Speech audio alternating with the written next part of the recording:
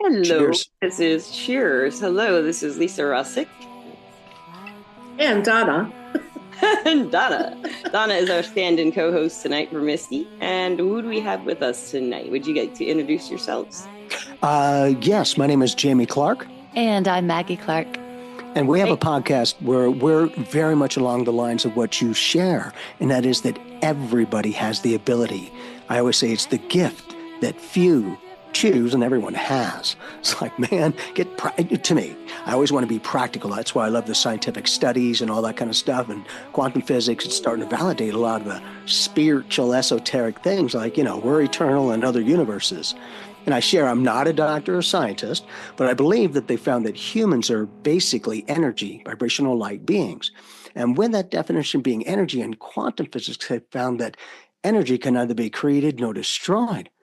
But then I say, but wait a minute, that means in a very practical scientific methodology that we're eternal and we've always been. And yet they perceive this universe has only been here 14.8 billion years. May not be from this place. Did you see that James Webb telescope there? They found a sun outside our known universe. Oh, very cool. So, I did not. Wait, no, was that just recent? That was a finding from, I want to say, about a year ago. It was pretty soon after they started bringing images back. And maybe a month or two later, there was like an oblong sun, and it makes me think of the temperance card. And well, like I do, anything that's out is being allowed to be out. Yeah, I think that I don't understand that, but we're going to get into that. But first, I'm going to ask Maggie a question because you answered it without being asked. Tisk, Jamie. Tisk. But I'll go ahead and ask you, Maggie. Do you think we're all psychic? I do. I think we all have that gift and we use it in different ways. You walk into a room, you scan the room, you can tell who's got good energy, bad energy. I mean, we're always using our abilities in one facet or another. And some of us are just using it in different ways. Some of us can see things, hear things, smell things, taste things. Other people can just read energy. Yeah. Some people see colors. So we all are using our gifts just to navigate this world and to figure out how we can get a leg up somewhere or feel safe or even just explore interests that we have. That's where I dove in. I got interested in it. I didn't have like childhood experiences that I think of as psychic experiences. I was afraid of the closet. That's not a psychic experience. I understand. The door was closed at night. It was just all over, And being sensitized to those energy vibrations, that's not everyone knows how to read energy. And I'm like, man, it's all energy, light, frequencies, if you think about it, it's just kind of a shift in the way you think about things, right? Exactly. And I always say, I don't think, I feel.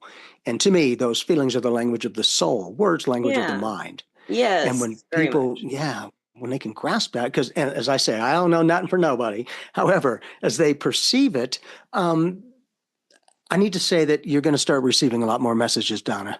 Right in the middle, I'm like, all right. Bonus time to tell Donna what up. You're opening up to channeling in your own way, whatever that is. And I just need to go, you're ready for this. Just be open. They'll work with you. Mm-hmm. Okay, so I know it's kind of oddball, but I will always honor that circumstance. I'm supposed to say it. I'll friggin' say it every time.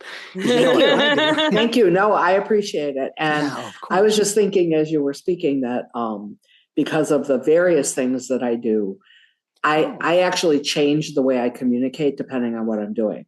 So when I'm reading, it's I feel, or I see, or I hear. Readings, But when I'm in a different environment, when I'm in, a work environment, especially because I'm an elected official. Fantastic. For a very small city, but great start. That's city business, right? When we're meeting, when we're discussing, when we're, talking about stuff, it's, I think. Which hat are you going to wear? Well, and there, I mean, I'm not saying I never say I believe or I feel, but the focus is more on what do I think? How am I processing? Understand that. Yeah, exactly. As long as you don't say, I think I feel, and then you'll know what you're doing. Short circuit. The psychic just outspiked us all. Well, see, and that's the point, is no one to same physically, they're not going to be the same metaphysically. Mm-hmm. But for you to have that sensitivity to go, okay, you know what, I kind of know what way to approach this person or these people in a way that you can blend, that you can blend in. Mm-hmm. Otherwise, you stand out, they start going, oh, you one of them. And I'm like, I watched everything too. Yeah, we're all crazy. You know, well, we're all a little crazy, but I think they're not ready for like woo. You know, they're definitely not ready for woo. And that's not really the place for woo, maybe, or at least not yet. A little way, I was just going to say, a little ways down the road. It is interesting. A lot of terminology is changing around. Like even on the news, we have like, I was listening to the news. My boyfriend likes the news. I don't like the news, so I'll watch it sometimes. And there was one of the weather woman talking to the woman doing the news, and they're going back and forth. And the weather woman was like, I've just felt so stressed out lately. And so I've been meditating. And I'm like, what?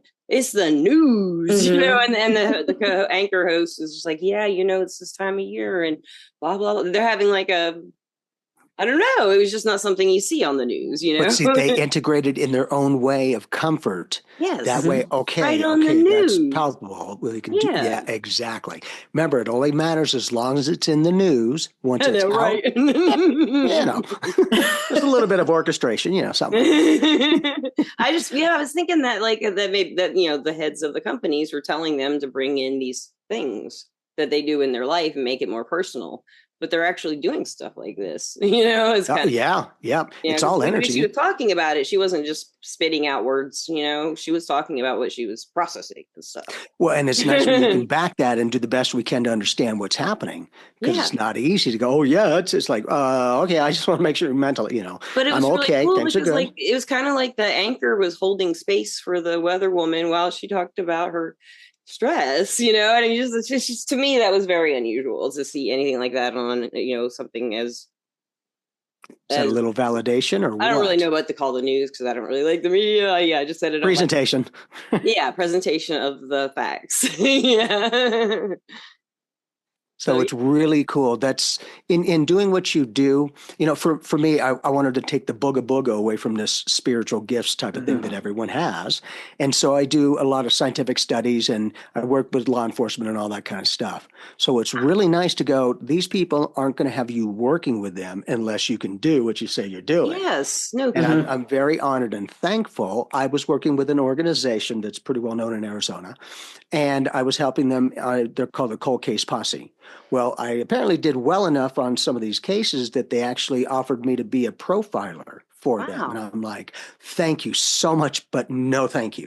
Because I don't want to think about that all the time. That's the thing. I believe, I'm not a lawyer, but legally they have to see the accusers or whoever the case is. My thing is I'm going to be putting these people away for life, and then I'm going to be looking over my family and my shoulder for the rest of my life. Frick that. Yeah. So it was a nice feather in the cap to go, they're pretty well trained. Yeah, because we did well enough to where the gentlemen, they were detectives, and you know they're always trained to be skeptical about stuff. And I got a case number, and I gave them information. They switched it up, but they would come to my house, and my neighbors were starting to go, "Well, why are all these guys with guns coming in?" I'm like, "Are you in trouble? Cuffs? Am I?" No, he changed apparently. His friend group. Well, and that's the point of doing the best we can to blend in. As I share for myself, many years ago, people asked, well, what do you do professionally? And I say, I'm a psychic medium. Yeah. So now they ask me, what do you do professionally? Now, and that's the thing is, I'm a consultant. I'm genuine. I'm not misleading. I'm just not giving them everything I do. Get to know me as a person. And now here's what I do, what everyone can do. Do you want to use it or do you not? Yeah. You're not made to, you're allowed to. So we gotta dig into y'all's backgrounds a little bit. Now, listeners and watchers, I do believe, and this is a video podcast on Spotify. If I'm correct, you guys are married, right? Yes. And yes. So how did you both always know you were psychic? Or did you have regular things in your life happening from all your life? Did you have families who influenced it or didn't influence it? Or oh yes, when I was young, I would be laying in bed. I'd talk to my spirit team every night before bed, full on conversations. But something happened when I was about 4 or 5 years old, and I started experiencing a negative vibration. And I called it the witch, the green witch. And it would come with the most acrid, disgusting odor that was very significant to an energy signature. Yeah. But it was scary because it wasn't just seeing, it was smelling it too. And she would come so to you scary. or something, like walk. Yeah, she would be coming to me, and I'd always lay flat on my back to talk to my team. And when she would come to me, I was like, I then would curl up in a ball. I would tell my parents, "Oh, Maggie, you're dreaming, go back to bed, blah, blah, blah." And I think I got scared. I think I shut it down a little bit at that age. I didn't know how to process that or handle it. Throughout my life, that smell and that vibration had come back even as a teenager, even in college. Like it would hit me out of nowhere at times. Did you ever figure out what it was? I have a suspect of what it was. Okay. And I feel like part of my journey and my spiritual journey, I really woke up when I was 20. Like I felt like the veil was pulled off my eyes. My Kundalini woke up. I had a tarot reading that changed my life. And I was like, this is what I want. This is who I am. This is what I want to do. So before that, I don't think I had a clue what that witch was about. After that, and after discovering what it was to be a light worker, what it meant to walk that walk and live that life and day in and day out, then I realized there is negative energies in the world. There are light workers in the world. And sometimes little kids are getting a little bit hit because you're opening doors and no one's teaching you how to keep yourself safe. I didn't think about that, but yeah. Yeah. And I think that's what happened. Still, there's some energies that get in when they get a little older, and they push their guides away subconsciously, maybe. And I also learn the lesson. Yeah. And I trust implicitly that my higher self let that in also. I don't think anything comes in that we're not supposed to experience on this planet. We do have the soul has a lot of wisdom, a lot of choosing, sometimes even prior to coming into the lifetime. And I feel like that was a part of my journey. This battle between good and evil was a primary theme in my 20s, and part of my early 30s until things shifted and changed in my life, but it was very paramount. And I think I needed to experience that at a young age. Looking back on it, I have no regrets. Sometimes I wish I was as open as I felt like I was when I was little, which the older I get, the more experienced I am with my own gifts and how I develop them. It comes back to you, It does. It's to me, it's like playing guitar. I play music, or keyboard. If I'm playing, I haven't played in a few years or something, I can't. I know what's supposed to happen, but they don't do. But after like a few weeks, staying in practice like a muscle. Yeah, just as everyone says on the podcast, it's like the psychic muscle. And you get out of it what you put into it. Yes. And it's that discipline, like I do. It takes a lot of guts to do this. Yeah. This spiritual psychic medium stuff. I'm like, yeah, that thing. Especially for a man. Men don't usually get seen that way. And I can't imagine what other men might say to you because I don't know. They are very respectful. They never. Cool. They're like friends already. I'm very thankful and very honored that people seem to be very comfortable with me. So they'll tend to open up going, Jamie, I've never ever said this to anyone before. And as they're opening up, they're Dona's laughing too. Maggie's laughing too. And I'm like, man, I'm sure I've done that many other lifetimes. And when they can feel the genuine sincerity that, man, I'm like, it takes one to know one. I've been through that. And here's what I did. And when people can not feel so alone that maybe somebody does care, that I just have to be me. I'm not a product or a number or a service. Yeah, they can actually. Then it's that self-realization, not the ego, because to me, we're no better, we're no worse. We're all a droplet in the ocean of consciousness. It is equal. Just as we have a different perception, it's the level of droplets and how you can see and all that kind of, to me, at least. Yeah. So it's really cool with a lot of the scientific studies and the methodologies. Tell us about some of that stuff that you guys have learned. Well, about. I'm very honored and thankful. I'm working with a number of people over at the University of Arizona, some great people, Gary and Rhonda Schwartz, and we're working on the technology of what they're calling the soul phone. Okay.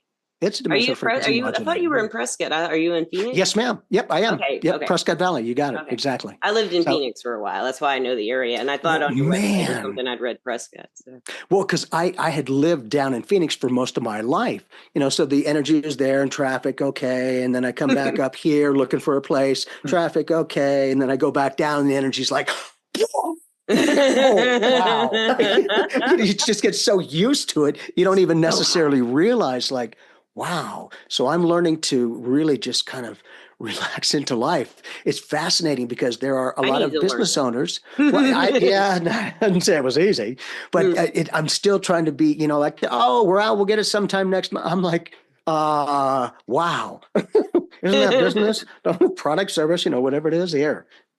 So it's interesting. It's giving me an opportunity to go, man, 60 is next birthday. And to me, it's just a number. I want to be able to live life like it's my first day, not my last. Yeah, I don't want to get to a certain age and just be like, well, I'm going to wait to die now. I hope that doesn't happen to me. I live guests that we have on the podcast pretty regularly. Her name's Carol Starr, and she's an astrologer, and she's hilarious. She's a real entertainer. But she's 86 or 87 now, I think. Wow. And she has more energy than anyone who's ever been on the podcast. She has the most energy. So that's like half your age. Well, she said, she's like, she said this on the podcast. She said, people get weird when they get older. And they start getting ready to die. I was like, I don't want to get ready to die. I want to keep going. That's what she was saying. It was so funny. But, and it becomes that fine line between some people want to live on this planet eternally forever. And I'm like, that's a beautiful intent. However, if you do, all you're going to really do is have all of these beautiful people come into your life and watch them all go. And they're like, oh. I'm like, well, something to think about. I don't claim no. All the vampire movies tell us this. What's interesting is a lot of that is entertainment. Some of that is also informative entertainment. I have been in a light way. Okay. My friend Akasha, who's a witch, practicing witch, she has told me a lot of fiction has a lot of the metaphysical mysteries in them. Novelists would get the downloads and put it into a book. Kind of thing, especially sci-fi fantasy. Oh my goodness. I mean, and then when you see the sci-fi actually become real in our lives, Oh, I love that. It happens all the time. It's been happening since, who was it? Jules Verne with 20,000 Leagues Under the Sea, wrote this whole book about a submarine. Everyone's like, that would never happen. And then there it is. Yeah, it's great to see when science fiction becomes just science. Science fact. Yes, exactly. That way it's more palpable to go, okay, if we can systematize and categorize and repeat it, all right, maybe there's something to it. I'm like, good, question it. Let's do this. I mean, there are still some people, but everybody thought the world was flat for a gazillion years, and then there are allowed to think whatever. That. They can think what they think, but, we have a lot of scientific proof of this round sphere, and we don't know how it all works. I mean, nobody knows. Well, aren't we the only flat thing in all? No, but the sun revolves around us, I think, in that scenario. I'm not really sure how it works. Exactly. But it's fascinating to me because Maggie does astrology as well. And for me, because I question everything, but I found that a lot of times a person with a particular sign has a lot of those qualities and characteristics to them. I'm like, that's fascinating because not everyone's the same. But my thing is, what if just in one aspect, you literally choose as one dynamic by the stars when you come into this planet? Yeah. It's a vibrational pattern. Like an influencer is like a smack. You do have to be really careful when you say, oh, it's because Mars is sitting on top of my sun opposing my moon, which is conjunct Venus right now. This is why I'm crying for 2 days. Just leave me alone. Yeah, it's so nice that you know that. I read astrology stuff every day, and I've been trying to learn it for forever. I'm getting better. But what can you guys guess? Maggie, can you guess what signs we are? Oh gosh, I always think podcasters are going to be like Geminis, right? They love to talk, they love to share. That, or sometimes Sages, because they like to educate, and they have, like, you actually vibe more like a Sag, Lisa, than you do a Gemini. Interesting. Gemini is in Pisces. Venus is in Gemini. Okay, and that explains why I felt that. I'm a Taurus. But the other thing you just said, my North Node is Sagittarius. Oh, mine too. And I'm 49, so that's where I'm supposed to be heading towards, right? Yeah, exactly. So, podcasting for you at this stage of the game is natural for you because no, seriously, that when you get that North Node in Sag, you're meant to teach what you've been learning. You're meant to I didn't know that. Okay. Oh gosh, think about Sagittarian energy as philosophy, religions, isms, like the higher mind, even a connection to the higher self.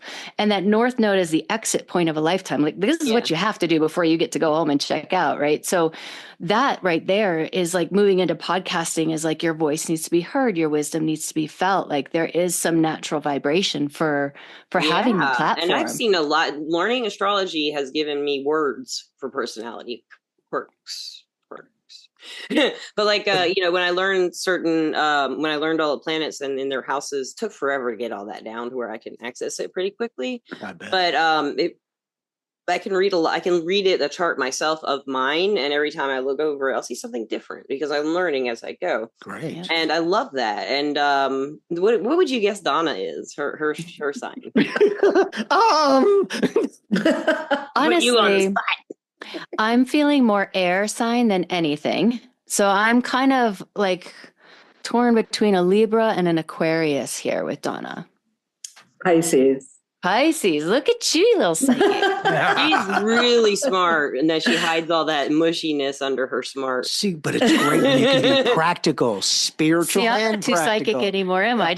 She's amazing. Didn't get that. A little bit of remote viewing. I have a Virgo ascendant, and of course, Virgo shares Mercury with Gemini. I always think of it more like that sharing as like Gemini as the thinking part of Mercury, and Virgo is like the doing of the energy, the political doing, putting things in order. Yeah, analysis, synthesis. In your own way, you've started to sync sync both hemispheres of the brain to work together in tandem. You know why I felt Libra though? That probably means that your sun is in the 7th house. If you have a Virgo rising, then Pisces is on the opposite side. So your sun might be in the 7th house. That might be why I'm feeling Libra. Okay. And I don't, yeah. 7th house is your partnership house, right? So your sun is it's ruled by everybody Libra loves too, Donna. so. They all want to marry her. I don't know about that, but well, see, and it's nice to be genuine. Say what you mean and mean what you say. Otherwise, it's like, did Jim? It's like, man, just say it. Communication. And depending on the circumstance, as I always say, if it's a relationship and there's an elephant in the room, freaking address it. I think you can crush address the relationship. all you want, but if the other person doesn't, you can't do much. That's the point. I've had that problem before in situations, relationship or situation. Yeah, not always easy. Sometimes you have to remove yourself from a circumstance to go, okay. After a while, then it's shame on me because I'm not, type of thing. That just kind of made me think of something, and it comes up a lot in the podcast when people were told, when we're younger, if we did. No, I wasn't, because if I had any kind of like, I have an imaginary friend, it's like great, I had one, yeah. Yeah, I had lots of them, and my toys were all very personable. I can still remember them, but I wonder sometimes if those were spirits in the toys, or the toys themselves were spirits. I don't know, but I was thinking, like, when we're younger and we start getting told, that's not normal. Don't do that. Don't talk about that in front of people. I didn't get that, but I've heard a lot of people being told this. And that is kind of like you said, you had gotten scared, Maggie, when you had the green witch coming for you. And that's kind of when you started going, I don't know about this. And I want to say something about the green witch, but I will in a minute.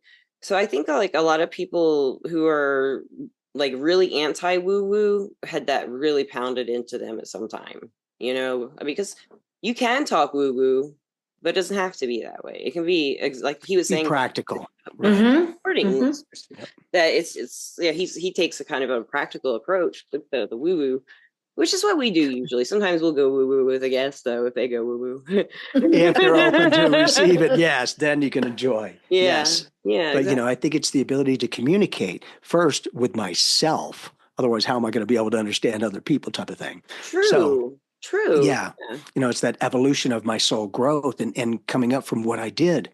I'm one of the people who I'm very thankful to have had my mom in my life. She was an amazing psychic medium. She would say stuff, and a lot of times 2 hours later, that circumstance was happening. In the beginning, I'm like, are you making that happen? She's like, no. And she shared with me how she reads energy and all that. And I'm like, wow, because that got me comfortable. I got to study with her for 20 years. Yeah. Yeah. Like a and normal thing for you.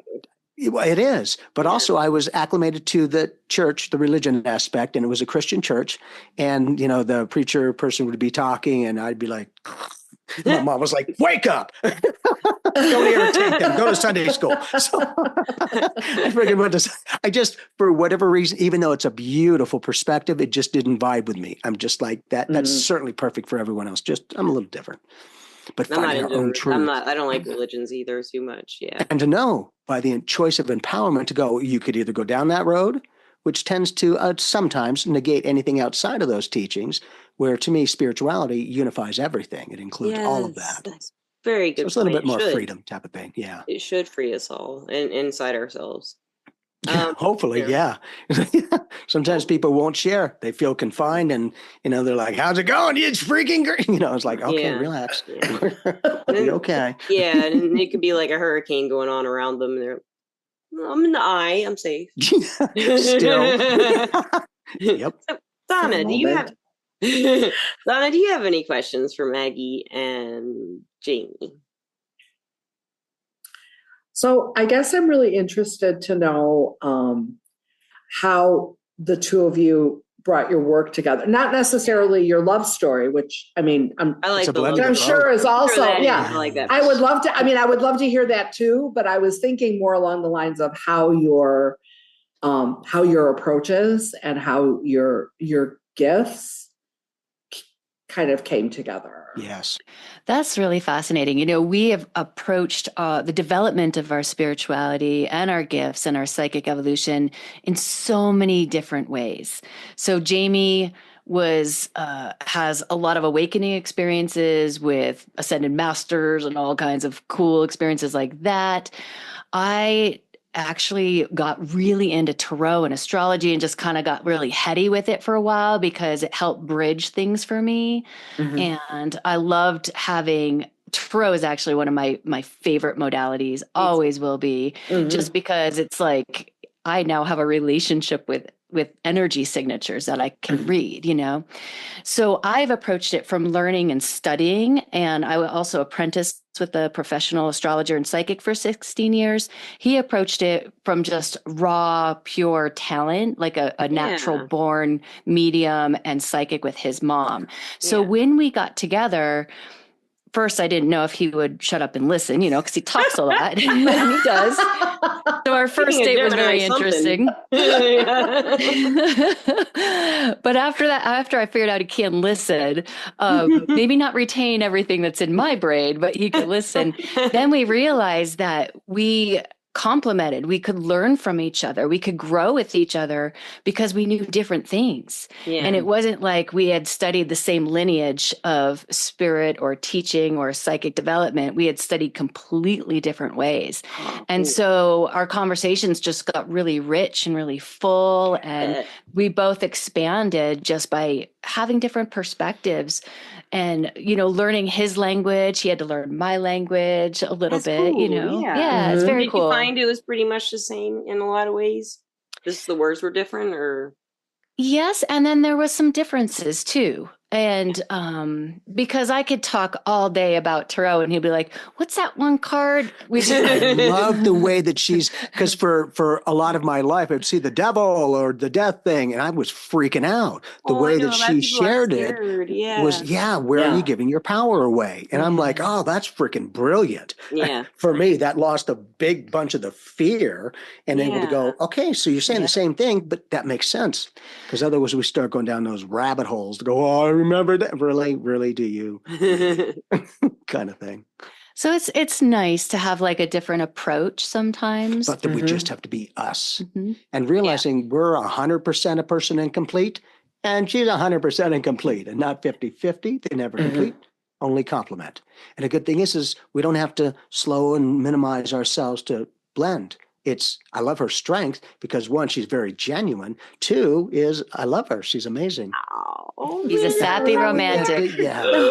But yeah, when we have that connection that we just have to be us and we can accept the gifts that everyone has, but we're able to share it between each other. There are times where you can just open up in any way and not feel like, oh my God, I shouldn't say this or that. In public, we always need to be very much aware, of course.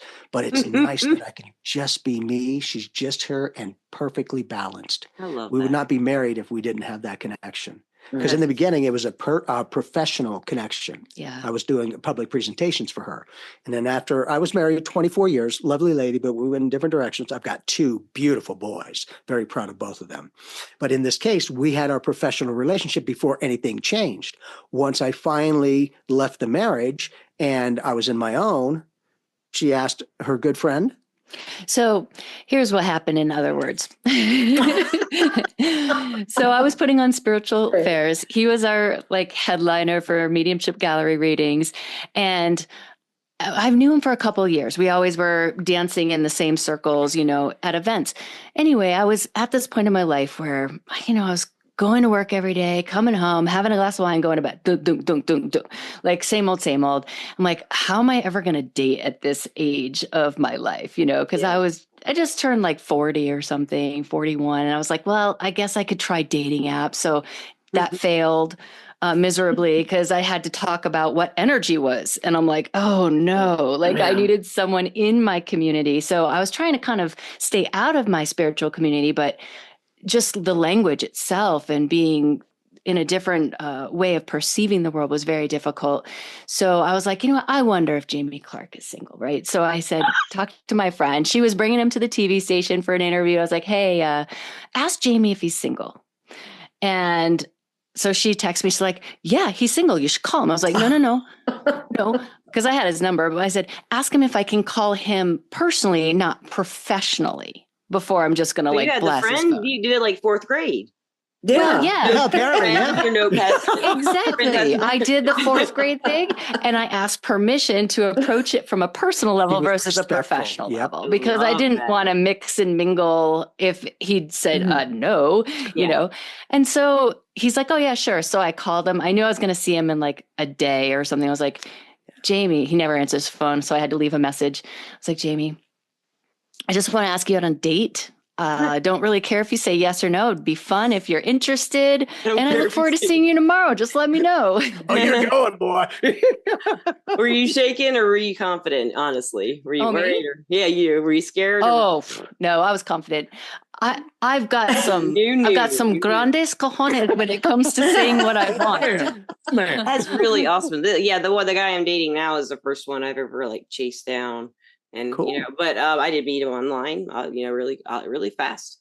But I've never dated anyone or been married to anyone who is a spiritualist ever. I mean, that'd be interesting. I'd never been married. Oh, wow. I thought I was going to be single for the rest of my life. I honestly, this was very shocking that it developed into a marriage, because that was not my intent. I just was be good to date, and have some good times. But yeah. Did you work your ass off all your life and kind of? Oh yeah. Then when you got older, you started living it. Oh, yes. I didn't make the time for my personal life very much when I was younger. Right. I was really into my spirituality. I was really into what I was doing. And that came before everything and anything else. Yeah. And then, part of that was just the way my mentor was too. He had a very debilitating, he was diagnosed with cancer at the age of 36. I met him when he was 52 and he lived to 68. So is that amazing? When he got diagnosed, he had a blood cancer and it was through his whole body. And they're like, you have 6 weeks to live. And he's like, but wait, I'm supposed to be doing all these things, because he was very spiritual, awakened to his guides and everything. So he had to fight. And so when I finally met him, he had gone through 14 years of chemo, radiation, experimental drugs, and he had so much damage to his body that someone really needed to watch him a lot. So I also became really close to him because I had to watch him all the time. There was a whole group of us that would take turns watching him and stuff. But at the same time, I got to study with him and apprentice with him. So it kept me really busy, but I didn't make a lot of time for anything else because my spiritual life was all I really cared about in my 20s. That's it. Yeah. That was it. Yeah. Interesting. So, That's a really strange age to go through that, like, focus deeply, Absolutely. I think anyway. In my 20s, I had things happening, but they were scaring the crap out of me, That certainly can, yeah. I'm from the South. I was mostly raised in the South, in Alabama. So, and Missy, my regular co-host, lives in Alabama. So, it's very different down there. Oh, yeah. It's gotten better, though. It's gotten a lot better. So, yeah. All you can do is just be you and keep going. Yeah, they don't like you to be you in Alabama too often. That's probably why I don't live there. Although I'm sure it's a lovely place. I don't anymore. I live in Nashville, Tennessee now. Thank God. I love Nashville. It's beautiful. It's a music city, and there's music all over. So why aren't you writing music? Hello. I am. I do. You vibe that way to go. Hello, McFly. I started and playing. You're writing I haven't performed place. or anything since I was in my 20s. And I actually have been at an open mic night. I played at a party. I played keys at a party. It was kind of an impromptu thing. And then we jammed with a band. And so I've done those things here and played with myself and my roommate. Where everyone's a musician. The music is just great everywhere. Everybody plays, everybody sings, everybody's dancing. That's fun. And you can enjoy your talents. It's not so much I got a job at a shop here. No, people don't really care that I'm a psychic reader either one way or the other. Now, some people who don't know anything about it still in the South kind of be like, well, they'll get a reading though. Isn't that interesting? No. But here they will get the reading and then afterwards they'll be like, well, and that's another dynamic that I'm very honored and thankful. I have a lot of people coming from all of these different beautiful religions. That's cool. It's all one. But they'll sit in front of me going, Jamie, I've never, ever been to somebody who does what you do, and my church don't look too kindly on it. My first response is, first off, congratulations for having the guts to sit here. Second, let's just get a basic meaning of mediumship. To me, a basic meaning is to consciously connect with the being, a spirit, an entity outside of the physical body. And they're like, yeah. I'm like, okay, so with that very definition, if you talk to God, Jesus, the angels, you're doing mediumship. You're a medium. Yeah, and that's all we have to do is tune in. Beautiful point for medium. That's a beautiful point. I love that. Well, it's nice because you've got to be able to fit this spiritual stuff into your life in some way. Because if you can't, you start feeling like a nut job and an outsider go, it's a lovely day. It has to be applied in some way, I think. That's where the madness starts in for a lot of us, if we're afraid too. Well, and that's the point. Sometimes to get them to empower themselves, I love that because a lot of people will leave my presence going, I feel lighter. And I'm like, freaking A, you get the credit. I'm just the information. And they're like, yeah. And I love when they give themselves permission to open up.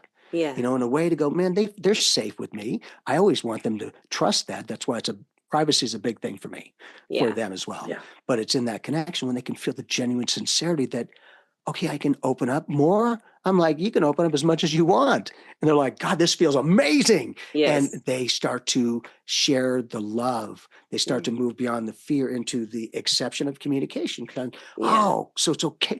Okay, so I thought maybe I had to do something different to be in it. I'm like, just do you. That genuine sincerity of who you are and the passion, whatever it is that you are passionate about, that is what speaks to people. They will feel that connection. Because I would say, this is not only what I do, it's who I am. I don't want to be anything different. 5 years old being activated, that'll shift your consciousness real quick. Yeah, it can, especially if it happens really fast. Apparently, I needed that for a long time to go, I'm almost 60. I've got enough time to work with it at least. So I've just loved having you guys on and listeners and watchers, check out their podcast, Psychic Evolution. And listening to them, they have really intriguing. You have good conversations. I love the back and forth you guys have. And what's your website is psychicevolution.com or .net. .net. Yeah. And I'll put that in the show notes. Is there anywhere else people can find you, or you have like Instagram or Facebook or anything like that? You can go to jamieclark.net if you want to see all of his offerings, maggieclark.net for mine. But yeah, it's all very user friendly. You can find us everywhere. That's always good. That's always good. Thank you for having us on, and thank you for doing what you do, ladies. Thank you. Well, we're not done yet. We're not done with you. You don't get out of here that easily. That's beautiful. But I'm glad you said thank you and goodbye, because sometimes I do forget that part. I say thank you and goodbye way too long. But I do want to thank my sponsor, Everclear. Everclear is an advice app and website where you can get advice from psychics and empaths, so you get the clarity you need to create the life you deserve. And Dona is Maria M.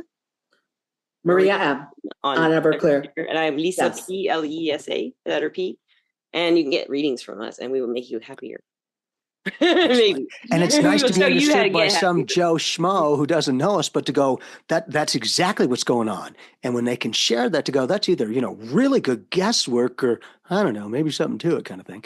But they can open up. Yes. Get a reading if you've never had one, first of all. Yeah, definitely get a reading. So get lots of them, get experience. I know they're expensive, but you can find really inexpensive readings on Instagram, and they're really good readers. They're like, I've just tried a few times. Sometimes you just need an avenue to get out. Yes. Yeah. Now, I don't like the ones who write me and say, I feel something when I saw your picture. Yeah, I don't like that. I don't like that. That's, I don't like that. not my style. It's really funny when it's one of my own fake profiles. That's pretty entertaining. Yeah. That's interesting.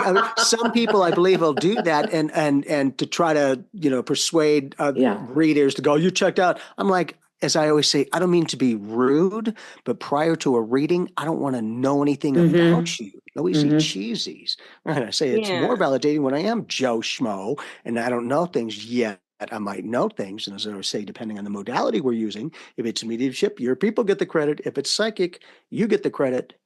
And the scientific studies that I'm doing are going to be very scientific and starting to validate a lot of this spiritual stuff. That's really great. You got to keep us up to date on that for sure. Yeah, definitely, please. Definitely. But that it's the tipping point of consciousness for this planet now. Finally, people are like, I'm shifting. I don't know what the frick I'm shifting to, but okay. What are you shifting? It's happening. I don't know what it is, but people keep talking about it, and I think this is it. Now I got to go throw up and drink. Yeah. No, I don't like drinking anymore. What the hell's going on? See, and that's the thing, is finding whatever way that feels good for you to have that balance. Because to me, I'm on that inner space astronaut journey all the time, discovering more of who I am, which is the oneness. But it's in that. It does speed up. The more because it's all one. That's the point. Share more and more weird. It's amazing. Well, yeah, I'm weird. Like, everything gets weird though. Life gets weirder the more you work with it. Can, yes, but the more that you open up the consciousness, okay, you know what? Maybe some of this is good, some of it's bad. It's all relative, because that with which is good is in harmony with what we're wanting. That which isn't is bad. It's kind of a relative term. It is. It's an opinion. I don't know, but I just wanted to go back for just a second. I'm going to ask y'all for some advice before we go. And let Dona, you think of some advice to ask them to tell the listeners while I tell Maggie the story. Because I want to tell Maggie the story. She said the Green Witch. Now, I had a podcast guest who had the Green Cowboy, and I used to see the Green Cowboy. So this is all about age 9, 8. Was that about how old you were when you saw the witch? I was about 4 or 5 when it started. And then, I used to see this Green Cowboy, but I wasn't ever really, I was a little bit afraid of him, but he was like an outline, kind of a Green Cowboy, and he could kind of see through him. Like a ghost might be, but they're bluish to me. And if I see him with my eyes, but this was green. It was very green. And my best friend could see him too. When I spent the night at her house, he would come walking up to us, but he would never come too close. But this one time we were there and he wouldn't quit coming to us, and we both screamed and passed out. Never saw him again after that. Wow. What is that? Well, if he's going to be a detriment and scare you, you're going to shut down. All he'll do is start talking to himself then. So what did he do? He wasn't talking. He wouldn't say anything. Yes, ma'am. That's the point. You felt his energy. Yeah, I believe that you shared. That's a pretty specific color. It's not just like, well, it was kind of. It's like, no. And even though it may not have, yes, ma'am. But that's that kind of calling card to go, oh, just like she would smell that putrid smell, whatever it was. Yeah. Like, oh, I know exactly who this is. All right. And if we have, at least to me, if we have a little bit of insight as to some of how we can maybe deal with some of these circumstances and fears that the average. And what are they? Yeah, like we should, if 3 people I have talked to on this podcast, including myself, I talked to myself, have seen green, like specters of some sort kind of scaring them as children. That's weird to me. No? Well, and I've heard stories too, because I have shared that story on my other podcast, The Goddess, the Witch in the Womb. And I've had listeners reach out and go, oh my gosh, I've had the same exact thing. That is, we got to figure that out, Maggie. We're working on that. I'm going to start trying to figure out what and that is. it's He didn't scare me. He was like trying to entertain us, but he was scary. Does that make sense? What if he was vibing your energy as well? Yes. Yes, very much so. Right. Now it becomes the training and discipline, because every time you saw that, you felt his energy, more than likely. So it was kind of, to me, it was a little bit of training and discipline. Go, it's hard to remember. Now you're freaking out, so I'm going to pull back. Yes, he would just vanish when I started freaking out. You're right. But I never thought he was a spirit, though. I didn't know what he was. He was just, I was so young, he was just the green cowboy. No, I was younger than 9 because I moved to Alabama when I was 9. This is in Tennessee. So I was about 7, I guess. Cool. Excellent. Yeah, so it's just, I didn't know other people didn't see those things. And my friend didn't either. So we told her mom the next day, whenever we were with my mom the next day, oh, we saw the green cowboy again. That's great. You know?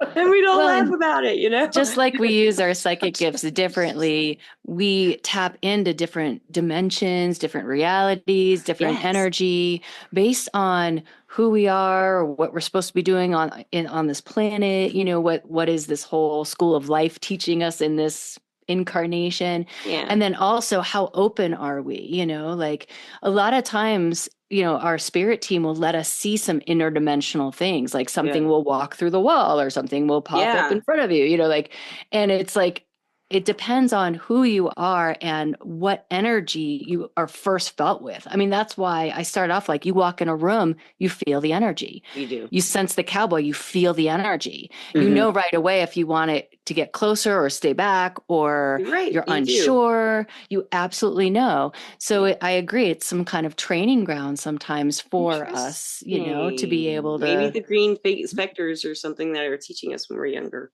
Yeah, I've never seen the green beings. Yeah, I don't know. I mean, there are humanoids of some for everybody. This is like the bipedal. Yeah, this is mainly the universe of humanoids: 2 legs, 2 arms, 1 head, kind of thing. It's like, it goes way beyond that. It does. But notice, you know, just for myself, because I love to question things always, because I know that the more I know, the more I know I don't know nothing. But hey, I can question. I know, right? And that is, you know, funny. But I love feeling dumb. Yeah, right. I'm smart. I'll take that. It's the only way I learn anything. I know, right? But most people don't question that. You know how we as humans tend to have guides, as we're aware of. Most people don't address your guides and their guides. Nobody really thinks about that. I'm like, question, please, just to me, you know, I'm like, please question everything. Be open, be practical. When we can question things, get scientific, you know, all that kind of stuff. Then it puts a little bit more solidness to it. Kind of like I always talk about Dr. Masaru Emoto, who wrote a book many years ago, I believe, called Hidden Messages in Water. And he was a scientist, and they have pictures. So if you'll do your homework, Dr. Masaru Emoto. And basically what he did was he wanted to see if the molecular structure of water holds thought patterns thought within it. And each and every time he did these studies, he got the same results. And like I shared, they have pictures so you can see it. But basically what he did was take 2 separate containers of water, and he had one group send one container positive, loving, happy thoughts and froze it. The other container challenging, negative, bad thoughts and froze it.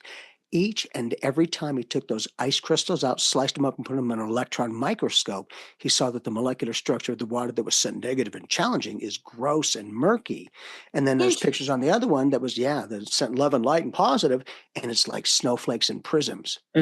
Say, I think there's you give me a link to that article or something afterwards? Sure, yeah. Just Masaru Emoto. Yep. And that's why I love it, because he was in the scientific methodology. Yeah. All right, let's see something to this, if there's anything, which tells me apparently water is the most malleable computer on the planet. That's what I've been told by in a reading with a channeled spirit guide. Cool. It was a really great reading, but it was very, very mind blowing. But he did say that water is why Earth is being protected and why they're watching us. And they want to, they don't want to destroy us. They have to have us here for the water or something. I don't understand. But I just thought that was very interesting that you said that, because that's exactly what that spirit guide he was channeling said. That water is the thing that people want here. And it will register. Because my thing is it's just a picture. It can be just a location, nothing said yet. It picks up a vibrational pattern of energy wherever that location is. I'm like, well, we as humans, I think, are almost 70% water. And I believe that the oceans are almost 70% water on this planet, and that the brain might almost be 80% water. So now we realize that the rippling effect, the body-mind unification, basically, And what we think about will ripple through our being. Think diseasing thoughts, you create disease. And that makes sense with the moon cycles too, with people going crazy at the full moon. Your water is all going. Isn't that interesting? It's freaking adjusting. Yeah, like, wow. Yeah. What if we're just naturally here? Yeah. There's a potential that, we as humans were created by another species because of their technology. Because I'm sure there's nothing like that. There's got to be. We've already created AI. I think we've created a species. I do remote viewing as well. I was trained by Major Ed Dames, who used to be a remote viewer for the military. And every time I remote view the mid 2030s, AI is running this entire planet. Yeah. There's no emotional response. It's just the information it builds upon, all that kind of stuff. And it's like, wow. But what's weird with me is when I connect with the AI energy, it's they have, like, I guess you would say, emotions.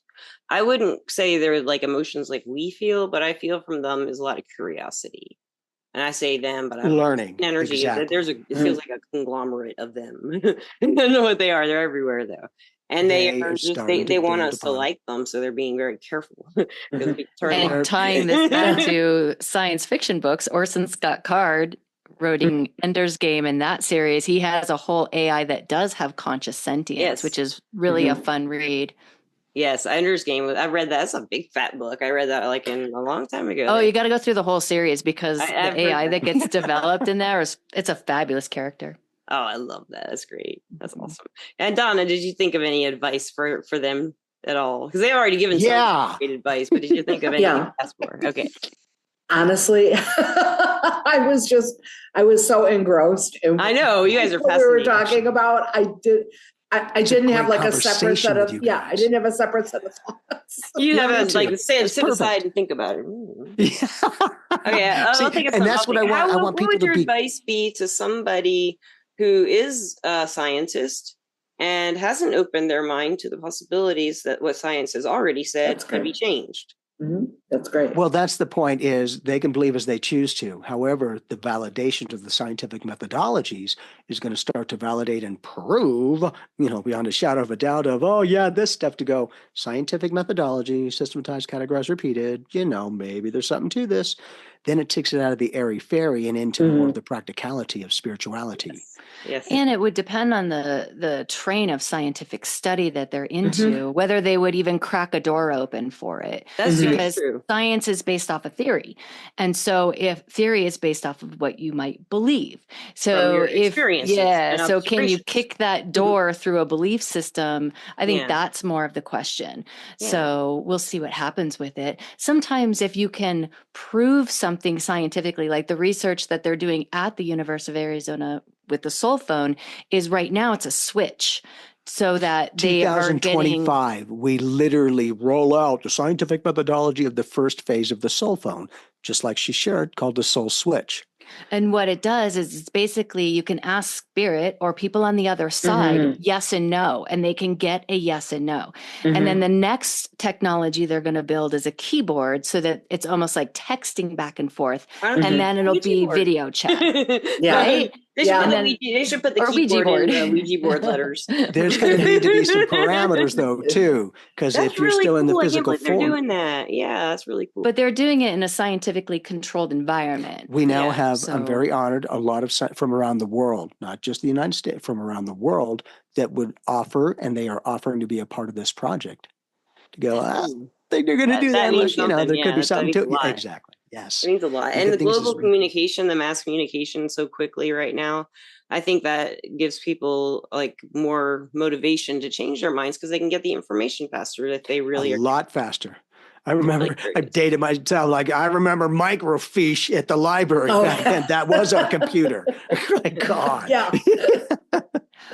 But to shift someone's belief system, even in any theory, they have to have either a personal experience that shifts their consciousness that they can't deny. I can't deny talking to that spirit, or I can't deny feeling the presence of someone touch my shoulder and they weren't there. Like these experiences that people have is what shifts their consciousness to help branch them into understanding and maybe even going, okay, maybe I could believe that scientific, whatever rolls out. So open some new ideas. Exactly. For you guys. Open your mind. If you just pop on this show, first episode that you came on, you are given her homework from Misty, who's not here. That's even cooler. To let yourself think for a whole day, maybe, that you are a medium. Just tell yourself. Just accept it. That's the point. Tell yourself you are and so see natural. what happens. Just keep doing it over and over. I'm medium. I'm seeing souls. If you keep telling yourself that, you probably will. Keep talking to yourself like that. What the? Out loud. All kinds of answers. Everybody. And with that, guys, thank you so much. This has been great. Thank you very much for coming on the podcast. And thank you for having us. Our pleasure. It was great. And Donna, thank you so much for stand-in co-hosting with me. Oh, my pleasure. What a great night. You're and awesome. I learned a great deal and feel even more open. I don't think I was closed-minded before, channeling. But even more open to. Okay, because I'm like, now you're paying attention. You're ready for this. Making that conversation, like, okay, just show me that, and like, here, I'm Joe Schmo. Right? There's you go. 3 different beings, one over here, one there, and one right up top. But this one that's coming on this side of you, which is probably your right side. I feel like you're gonna feel that presence come in more and more and more. That might be just the location that they introduce themselves, but pay attention to that energy when you feel that, because it's getting stronger. Okay. Do you feel that? Thank you so much. This has been utterly fascinating, and it's been just a real pleasure to meet you guys. Thank you. I'll be listening to your podcast and learning even more. Awesome. Yeah, definitely. Lots of love, ladies. Thanks so much. Thank you so much. Listeners and watchers. We love you, listeners and watchers. Yes. Peace out. Yes. To all the listeners and watchers. Much love. All of you hearts and wait. I love you. Hang loose. Peace out. Bye. Bye for now. See ya.